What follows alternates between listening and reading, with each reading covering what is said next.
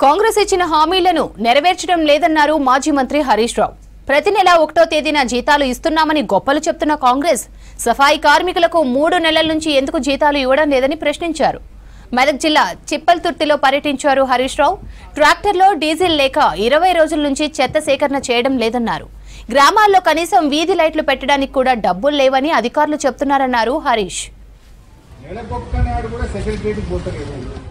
మేము అక్కడికి వచ్చినప్పుడు ట్రాక్టర్ డ్రైవరు అందులో పనిచేసే కార్మికుడు కూడా అక్కడే ఉన్నారు. వారిని పలకరిస్తే ట్రాక్టర్లో గాసం లేదు సార్, డీజిల్ లేకపోవడం వల్ల 20 రోజుల నుంచి ట్రాక్టర్ తీయడం లేదు అని వారు చెప్తా ఉన్నారు. ప్రజలు మా మీద కోపానికి వస్తున్నారు. ట్రాక్టర్ను ఎందుకు తేవడం లేదంటే గాసం లేదని పబ్లిక్ మేము చెప్తున్నాం సార్ అంటున్నారు.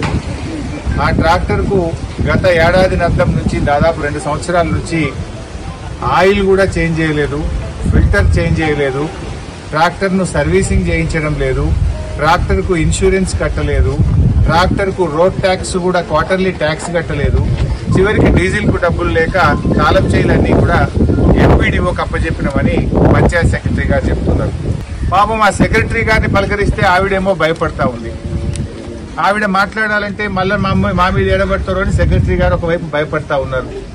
ఆ సెక్రటరీ అమ్మాయిని అడిగితే ఇప్పటికి 80,000 నా సొంతం పెట్టిన సార్ అంటుంది. నీ జీతం ఎంత అంటే 30,000 అట.